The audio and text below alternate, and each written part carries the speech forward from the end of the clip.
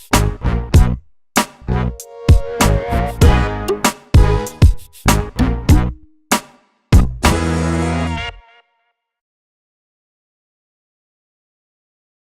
guys, Scott Burr, head instructor at Fight Gym in Chagrin Falls. Grace Jiu-Jitsu black belt, Kodokan Judo black belt, Cook Soldo black belt. I'm here with Jason Zakrajcek. I've only known him forever. All right, Jason Zakrajcek. He also a Grace Jiu-Jitsu black belt and head instructor at Cook Soldo Academy next door. Today I want to share with you a little idea about how we move when we're on the bottom. Everybody is familiar with hip away, any academy across the country. Around the world you go to, you're going to learn your basic shrimping motion. But one of the real sticking points for people in their transition between knowing the motion and then making it work live under the pressure of somebody on top of you in side control is in how I adjust my position and how I sustain my position. So there's a little motion that's part of the hip away that we don't really, most of us don't rehearse in our basic shrimp up and down the mat drill, okay? And what I typically refer to it as, it's like the washing machine motion, okay? So there's an exercise called the washing machine. It's basically an energetic exercise from Qigong. Arms like this out in front of me, like creating a little energy sphere. And now my shoulders go subtly one direction while my hips go the other. And I just make this little back and forth twist, right? It's just a very subtle spinal mobility exercise, among other things, depending on what you believe about meridians and energy, okay? But there's a motion in my hip away that is basically this same motion. And it's how I create a better angle to make a better structure relative to the pressure on top of me than I would be just trying to hip away. So most of us, we're good either here or we're good here under a guy. Okay? So if we have somebody on top of us, a lot of people, very consistently are able to do this, where my hips are pitched maybe at this angle and my shoulders are pitched at this angle.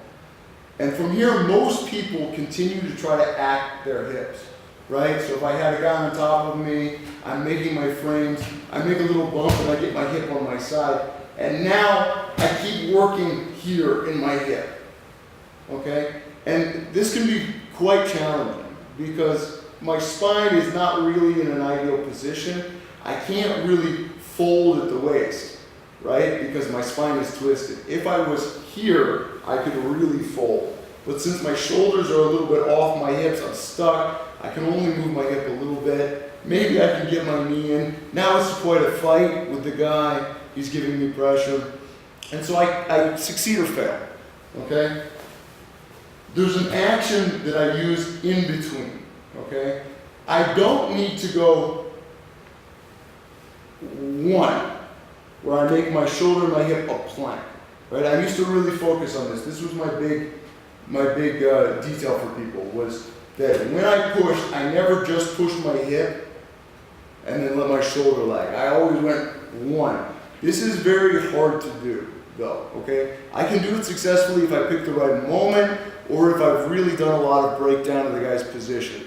But when I'm here, when I'm starting here and I have a guy on me, it takes a lot of core strength to be able to do this. But when I have this other motion, this washing machine motion, I can pretty much manage anybody's pressure, even when I only have overhook, okay? So the motion is going to be here, hip, shoulder, hip, shoulder, hip, shoulder. And from here, hip, shoulder, I can continue to adjust the pitch of my shoulder to my opponent, or I can continue even to belly down, where I might go, I have my frames, I go hip, shoulder, tuck, or extend, and I'm ready to keep moving through. What this looks like, if I have Jason on top of me, ideally we talk about I want this underhook, but if you see where my shoulder is if we turn a little bit, maybe we can see where my shoulder is relative to him. I don't have much purchase. My shoulder isn't doing any sort of engagement with his body.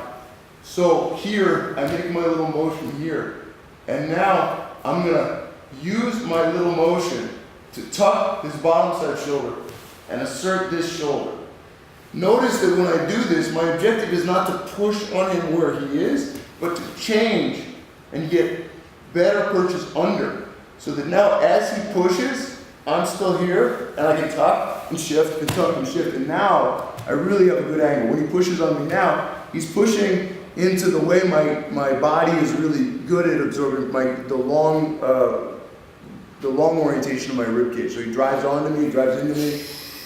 Even with my feet off the ground, using my core, I can maintain this and keep shifting, okay? Even without the underhook, ideally I have the underhook, but even without the underhook, having this action, 1, 2, 1, 2, 1, 2, right? I'm moving out, I'm increasing the angle to the guy, I'm making his legs worse and worse, okay? So, again, the angle without the guy, for a second, is 1, 2, here. So now a lot of times in our warm-ups, the way we'll practice this, I'll call it the camshaft hip away. And we'll do this sideways down the mat, or we'll do it in length, right? We come 1, 2, 1, 2, forward, 1, 2, right? Here, or we go to belly down, where we go 1, 2, 3, under, or 1, 2, 3, over. So, again, this is not a different exercise than your hip weight that you're used to. It's just a little detail that's in the mix of when I have the guy having pressure on me. That gives me a better angle, gives me a better relationship to his force, gives me a better structure to bear that push, rather than being forced to use just the anti-rotation capacity of my torso. Okay, which is an essential part of this, but it shouldn't be the main mover. I should be changing my angle so that my skeleton is dealing with his force rather than just my muscles. Okay, so give this a try. Add it into your warm-up, and then see if you can add it in when you're underneath the guy, with some pressure on you. You find that, hopefully you find that it really adds something to your experience. All right, so let me know what you think. Until next time, thanks guys.